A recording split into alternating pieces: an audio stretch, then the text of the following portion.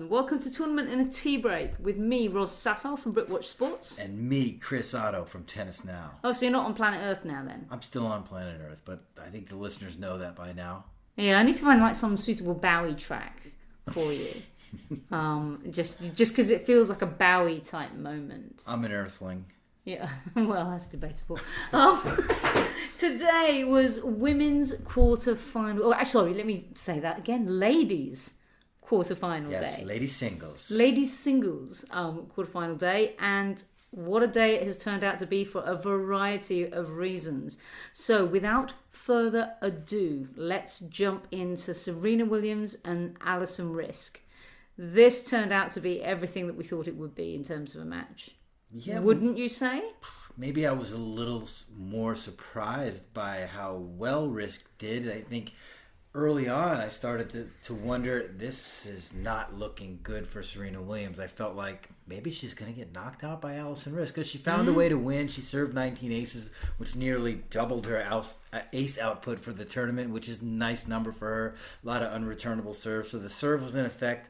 But she was broken 5 times, as we talked about earlier, and that is just like, you're just wondering, if Alison Riske could have had a dream before this match, it would be to break Serena Williams 5 times. It happened. She still lost in 3 sets. So basically, if you follow this, then what you're going to say is Alison's going to go to sleep, and she's going to dream that she broke Serena 5 times. She's going to open her eyes and she's going to be like, oh my god, I beat her. And then Stephen Ambrosage is going to turn around and go, honey, no, let's go get married in Philadelphia. But we're still getting married. Yeah. Okay, I'll take that. Then I'll take that.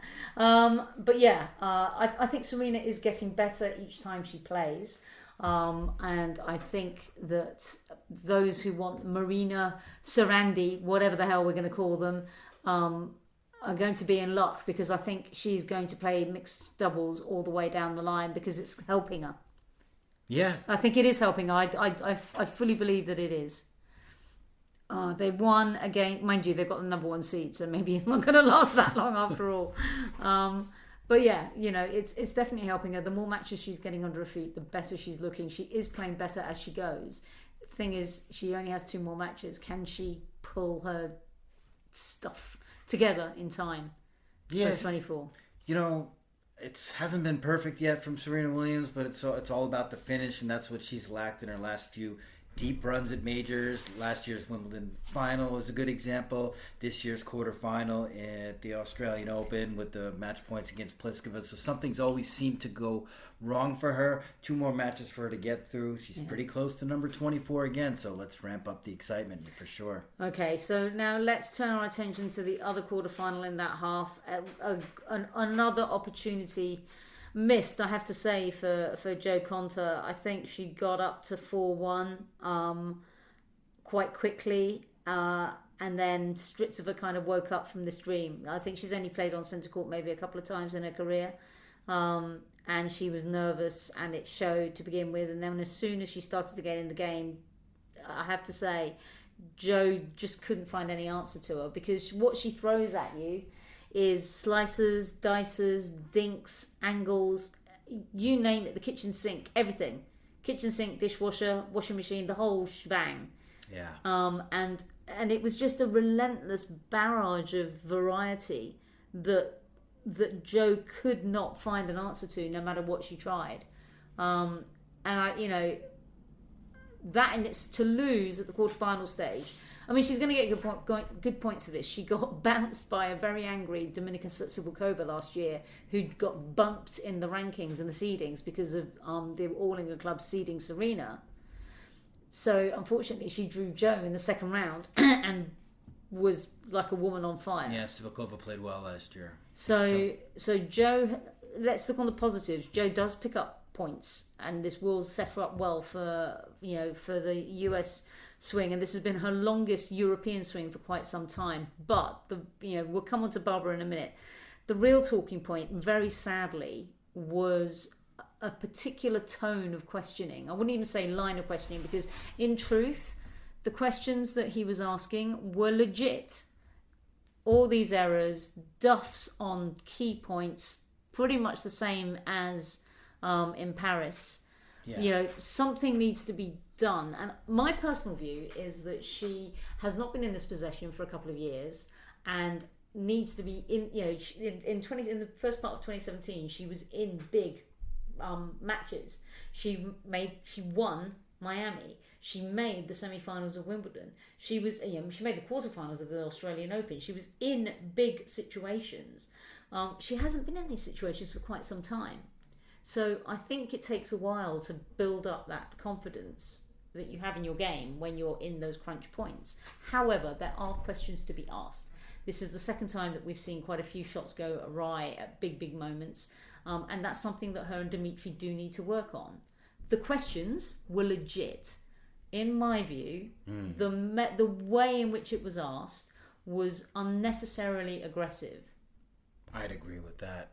You might want to explain to the listeners, if they haven't seen it, what exactly happened and how Konta reacted to it. Yeah, so what happened was, it was about midway through the press conference, so she was in pretty much in good control, fairly good questions that were coming about, the standard of Stritzova's play, because, take nothing away from Strittzova, she is a tricky player and she will throw everything at you. She was very good today. And then somebody asked her about the number of errors. What else? It was the number of errors. It was specific shots missed on key points, and it was something along the lines of, you, with all due respect, you've got to take a good look at yourself here. You can't. It's all very well saying it's great to your, props to your opponent, but you've got to look at yourself here. What do you say? And it threw her. So she bought some time by saying, is this your professional tennis opinion? Oh my God. Which I think probably was a bit of a red rag to the bull. And then basically from that point on, it just kind of descended until Konta herself basically said, you're being very condescending. So it was like querying his professional opinion. He said, no, it's a watching spectator with everyone else on centre court willing you on, and the numbers are IBMs. She said, well, I don't think you need to be... So this was where she got defensive, understandably, but this is where she got defensive. I don't think you need to pick on me in a harsh way. I think I'm very open with you guys. I say how I feel. If you don't want to accept that answer, that's fine. But I still believe in how I did. So then he carried on with, I'm asking you as somebody who presumably wants to go on from here, which is a bit rude. Sort of accusing that, presumably you'd like to do better. Yeah, and then... It was rude And then at that point she'd had enough, and she was like, don't patronise me, and put him back in his place. And then after that, they moved on. But even then, the next few questions were still around that. She'd obviously dropped an F-bomb somewhere along the line with the frustration. She's no saint. She's done it before. She'll drop F-bombs again. Don't this is coming from somebody who writes for a tabloid where they literally get people to... They were piling on her. So you could feel it there. And I love the way Konta handled it. She basically gave it back to them and said, screw you guys. Yeah. You patronize me, you condescend, you act like I don't know that I had a rough second set. Are you really that naive to think Jo Konta wasn't aware that she had a difficult time out there, and she's not discussing it with her team, and she doesn't want to do better? She wants to put a nice face on, and look at the fact that she faced somebody who played well, which she did, who made problems for her. Yeah, and call it a tournament. It was a quarterfinal appearance. It was better than her last. It really, it's been a nice summer beginning for Jo Konta. So I think the guy was out of line and his tone was bad. And watch the video. Yeah. I mean, we'll put a section of the press conference in the YouTube. But yeah, it was just it was unnecessarily aggressive. And I think Konta, who has got a fairly rocky relationship with the press, this isn't going to do them any favours. But she likes to make a point with them about how they treat her, and I think every time she does, I believe she's right. And yet, nothing changes with the journalists that ask her these questions. And so she keeps making the point. Full credit to her. I'll be honest with you. What frustrates me is, as an access journalist, so basically we as an internet site don't get as much access to the British players as the tabloids do, as the traditional press do. So what will happen is the players will be brought in by the LTA representatives at tournaments, and then we, the rest of the internet scum, get to ask our questions, and then the perceived members of the traditional press then get extras. So they then get to go and talk to Joe or to Ed Kyle or to all these other players and get stuff that they then embargo. So, so it was very frustrating in Eastbourne that we had all access, which is literally what it says, all access hour, which means that anybody that's at the tournament can go, and accredited obviously, can go and have that time. And then they wanted to embargo what Kyle Edmund was being asked. And I thought, well, as it happened, Kyle was so boring. The stuff was just dull stuff about Andy that we've heard a million times before as he's coming back. So it wasn't anything new. So I wasn't really that bothered. But at the end of the day, it's like, who are you to tell me when I can publish stuff that's in an all frigging access hour? Excuse the language. Because you don't get to say that. You don't get to tell me when I can publish my stuff. And I've had it before where I've asked for players, others have come in, we've asked them a bunch of questions and they've said, we're embargoing this. It's like, you can embargo your questions. I won't publish yours. You are not embargoing what I came to ask Jamie Murray or Heather Watson. No. I will publish what I asked them because I asked them for that particular reason. If you want to embargo your stuff, then go ahead. I'm happy to do that. But so it does frustrate me because people like me who see Jo a lot throughout the year still won't get additional access to her. I have to make do with what access I can get. So I make do with what access I can get. Even though she'd prefer you did and they didn't. Possibly. I mean, Possibly. I have seen her, like in Cincinnati one year, I was the only Brit there and I'd never seen her this relaxed. And I remember turning around to Courtney and she was saying, yeah, because it's you, it's not the rest of the Brits. When she's lost in Indian Wells, there's very few Brits in Indian Wells, and she's always been very gracious and seen me after a loss. Same with Heather, and I have to believe that it's because I've built up a decent rapport with them as an access journalist, that they choose to talk to me when they've had a loss. They don't have to at all. They can actually say no. But I've been lucky. But I mean, Jo will bounce back for this. Of course, she will. I think she's going to take a break. The question that I asked her was, this is a longer than usual European tour for you. What's your next steps? She's going to take a break. She's going to do a confirmed training block on the hard courts because clay to grass is a bit tricky. And then in between that, we had indoor hard for Fed Cup, and then she'll be ready for Toronto. So that's her plans. But let's give Barbara the time that she deserves. Streetsova, love her. She was amazing today. Bravo.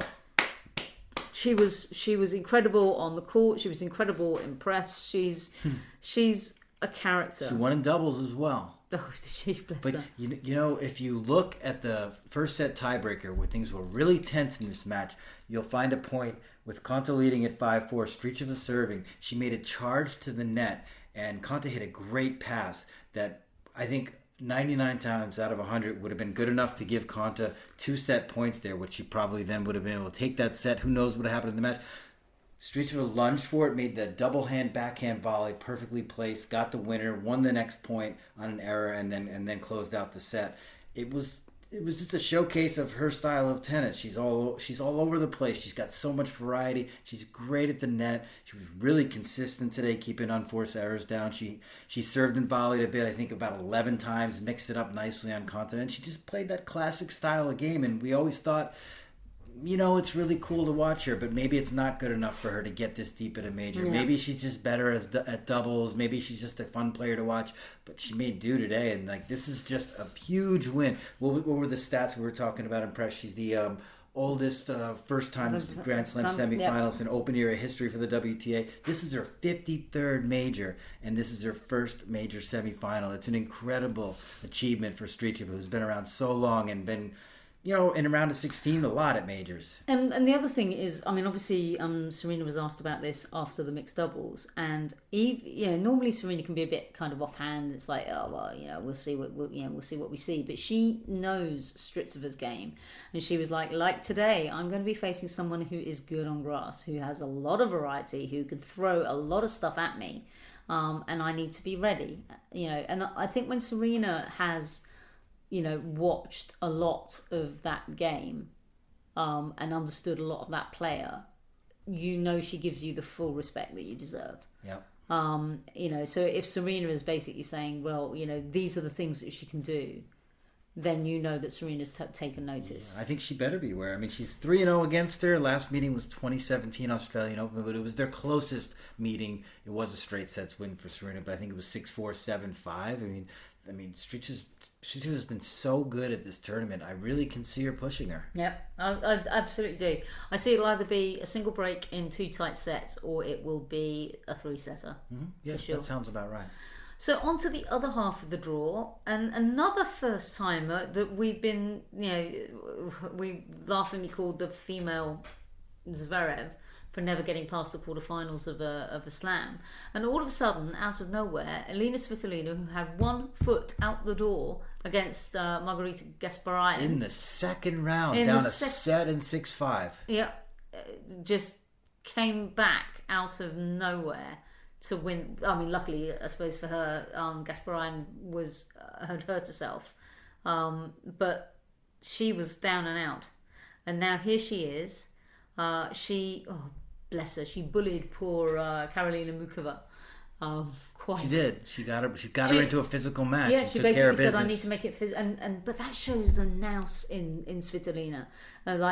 She'd been out there for 3 hours. I was going to make damn sure that she was running around all over the place. Right. And it worked because Muchova just bailed, just really struggled to keep pace. I think the scoreline actually is quite favourable to Muchova. I think for me, Svitolina looked in control throughout that entire match. To me, it felt a lot more commanding than 7-5, 6-4.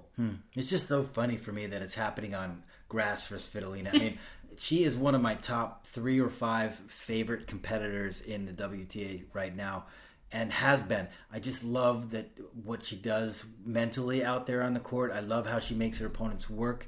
I just thought it would be clay or hard courts for her to have a breakthrough. This is such a surprise, but a pleasant one. Okay, which leaves us with Simona Halep, who also had a tough battle today. She found herself 1-4 down to Zhang Shui. Yeah. And I've got to be honest with you, I thought she was toast. Yeah, Shui had 3 break points to get the double break in the first set, which pretty much would have wrapped that up, but Simona was able to. Simona had to work so hard for every point. I've never, points that would be winners against anybody else came right back at her. I mean, it was staggering to watch. I think I actually just sat open mouthed for like a period of time, so much so that my lovely colleague next door to me was like, "Flies will fly into that," like in the mumsy way that people say. Yeah, a lot of people were raving about her movement. We talk so much about movement on grass. It's not always the style of game. It's a lot of times it's just comfort, being on the surface and moving, and that's what Halep's doing better than ever. And she talked about it in press and just said, "I'm so comfortable." She said she loved grass. I know. Well, I spoke to her. She just posted on Twitter that she loved grass as well. I know. I spoke to her in Eastbourne, where it was like kind of why have you got this thing? Because is it because you rolled your ankle? And she goes, a little bit, but I asked her. Yulia Gerges has said once she learned to accept the grass, and accept that it would not be perfect, her level went up because she's such a perfectionist. And Halep agreed. She said it's absolutely right. Once you never know what the ball is going to do. Whereas on clay, you know that if you slide at this point, you're going to be able to strike the ball. On hard courts that it's going to be like that. It's not going to hit the line and then fly off in some angle. It's going to hit the line and do what balls do and fly up. Right. So, but on grass, it can hit the line and go like next door. Nobody knows. So you're talking about experience, acceptance. Those are 2 things that a veteran would be able to have. Right? Yes, that's what I think has helped her. Yeah. And so now we have a tantalising semi-final lineup, I think, between Williams and Strycova, which could be all kinds of tricky, and between Halep. Sure, hope so. And Halep and Svitolina, who are 2, what I would say, clay court queens that are now suddenly loving the grass. Yeah, good for them. And it just bamboo. So you've got 2 grass-loving people and 2, well, we really like the clay, and what is this green stuff? People. Yeah. I mean, it's good. That's an interesting one. They've had a pretty wild head-to-head. Of course, they had that crazy matchup in the quarterfinals at Roland Garros where where Svitolina blew a set and 5-1 lead, so that could weigh heavily on her. But these two are pretty evenly matched. Should be a physical battle. Should be like a clay court battle on grass. Did you see though that if you go back and read their press conferences, so when they talked to Svitolina about the Halep match and said, "Oh, do you remember?" and she's like, "I don't want to talk about it. Doesn't want to remember. Don't want to remember." But it's the same with Halep when everybody says, "But you reached the semi-final before, and do you remember?" Nope, I don't. Nope. Simpson going backwards for a hedge. Nope.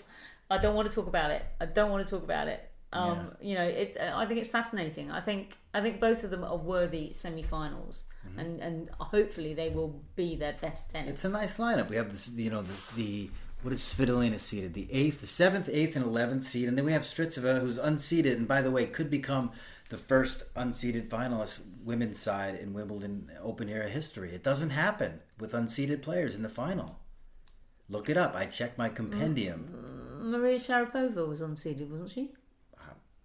I'm not sure, but I think I looked. Maria Sharapova was 19 years old. Of course she was unseeded. We will check. Listeners, we'll check. Should we look it up right now? I'll try to find it. This makes great podcast. You can move us on to the Okay, well, while you're doing that then, obviously tomorrow is the turn of the men, and you might have got a feel for our disdain for the lineup, because to be honest with you, I think what tomorrow is all about is the big three. So here we are. We've got a mixture of oldies and upcomers, and tomorrow it's all about the big three. It's whether or not anybody can challenge them, really. So let's start with Djokovic. Let's start with the world number one. He has David Goffin. Do we think the House of Goffindor can do any damage? I think he can do some stuff. I think he can take a set off him, to be fair. I mean, if he's got this far, he can do quite well. We have confirmation Sharapova 13th seed at Wimbledon. Was she 13th? In 2004. Oh, crikey. I looked it up on the compendium, and you didn't trust me. I didn't trust you. Okay, all right then. I really don't know what to say. I think Goffin can do some damage. Let's go back to your point. I think he's playing his best tennis. He's serving well. He's confident. He's facing Novak Djokovic is the problem. I give Goffin a set. I think so too. I think if he can do it against Rafa at Roland Garros, he can certainly do it against Novak at Wimbledon. But I don't give him much more than that, and I don't think you do either. No, that's fine. So seed number 2, behind door number 2 is Roger Federer. Now he has Kei Nishikori. Now I know that you're a huge fan of this potential matchup. Tell me why. I've been excited about it for a while because I like the way Nishikori has played on grass over the last few years. And again, we're talking about with Halep, its experience, its movement, its comfort on the surface. He's pretty good on it. I talked about the fact that he was able to get to the quarterfinals last year, take a set from Novak Djokovic. Also like the fact that he beat Roger Federer last year at the World Tour Finals, has beaten him 3 times, pushed him to 5 sets in the 2017 Australian Open. It's not a bad matchup for whatever reason for Nishikori. Has Roger convinced you on grass? Roger just convinced me, period, on grass. He's 8-time Wimbledon champion. No, but this tournament. No, because you just don't know anything. You have to think he's going to be strong. He's in good form, but from what I've seen, he's been able to manage lesser opponents. So how will he react to a step up in the competition? Yeah, I mean, so obviously we knew that Lloyd Harris took a set off him, and then it was business as usual, 1-2 and 2, and then against Jay Clark, Jay pushed him to a tiebreak, which I thought was quite impressive. Yeah, it was interesting, right? But was maybe unlucky not to nab that set. Luca Pouille was got him to a breaker. That's I thought Pouille played magnificently, so Federer did pretty well actually to not drop a set. So he's actually done quite well with Berrettini. And he smoked Berrettini. Yeah, okay. So I mean, Roger's fine, but I think Nishikori can push him. The other quarterfinal between Querrey and Nadal is what most people think is going to be the most potential upset, right? Yeah, I agree. I think, and Querrey Querrey reached the final of Eastbourne and is looking very good. 100 aces in 4 matches. Yeah. So that will be our test. There is, of course, another quarterfinal, which is Guido Pella and Roberto Bautista Agut. I think Pella's going to run out of steam. I think he's going to be too tired after that 5-setter against Milos Raonic. Yeah, Pea's been through a lot here. He had to get And past he had Kevin 5 Anderson. yeah, I think time. And the thing is, Bautista Agut is like metronomically consistent. He does a little bit of everything well. There's no real weapons, but he does everything well. And I think he would just have more consistency over the day than Peja. RBA has been cruising through this draw, hasn't dropped a set. No. So he's going to be fresh, and Yeah. we know the type of physical tennis he plays, so him being fresh is a big deal. Yeah, I think he plows past Peja. I mean, good on Peja for getting this far, though. It's been a nice tournament for him. Yeah. Okay, so we might not be back tomorrow because I will be on radio duty if you want to listen to me on Love Sport Radio, 7 till 8, and it will be on demand, the tennis show. Cool. But we will be back to talk about the women's semi-final, the men's semi-final, and then the match of the 2 semi-finals. Yeah, well, I try to get back tomorrow night, and I also want to say that I listened to your Love Sport show last week, and it was incredible. It was great. Stop on that. I loved it. I got a lot of new information from it. It was you, Abigail Johnson, and Anna Smith, who is a British doubles player. It's an excellent show. I'll be checking it out tomorrow as well. Okay, well, look, thank you all for listening and indulging in our late night rambles. We have been Ros Satar And Chris Otto. Thank you for listening.